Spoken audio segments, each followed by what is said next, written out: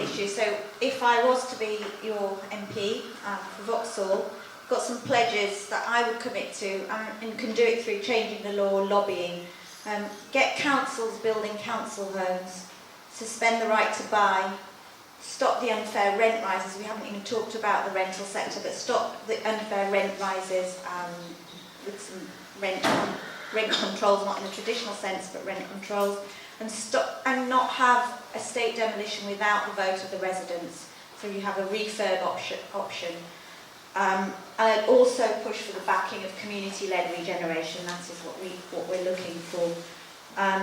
In terms of planning, and to do this, obviously, I'm not going to change the law in the first 100 days of me being an MP, but I think, and I've done it in my previous day job, I think shining the light, scrutiny, negative PR on the big developers, on the councils, shaming, that works. And I think if the more we can shame, the more I can do that, I can draw attention in Parliament, then I think that is a first step towards getting what we want. So I hope that addresses that point there. In terms of planning officers moving, I think it comes, we can't stop, and the government shouldn't stop, people should work. So, but I do think there needs to be transparency and a declaration of interest. And we have it in Dulwich and West Norwood with and Southwark Council with Helen Hayes, who sits on the architect's firm board. That's right. Yes, that's the one.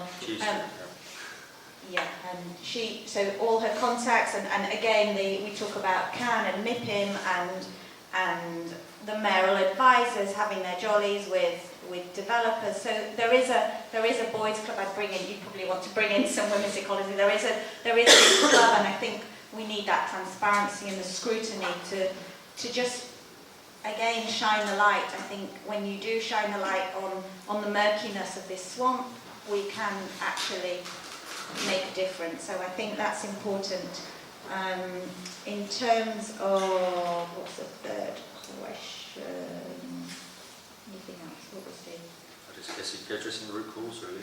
Yeah, addressing the root cause. Again, please read the green guarantees and the manifesto. I keep repeating that because actually we are proposing something different. We are trying to say we can do this. There isn't a crisis. We're all being led to believe that there is a crisis. The money is there, the will is there. We don't need to demolish. We don't need to demolish our estates. We can refer. We can make a difference. And in terms of your question,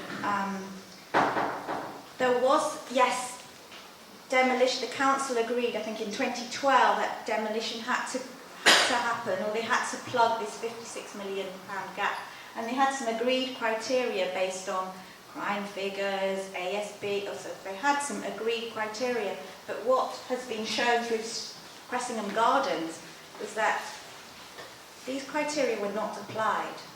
They were just, Lambeth Council just looked at, where do we get the best, which is the best prime real estate, where we can get the maximum, bang for our buck. And so they went against what they committed to.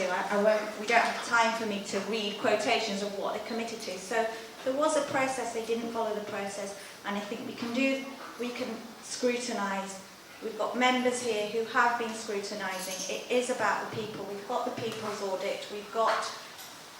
We use our council. We use our councillors to scrutinise. We need transparency, and I think that's the way to do it.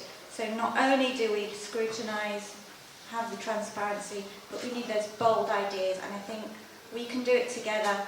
I think that we need to just keep the pressure up and say that it's not working and we want something different. So, green.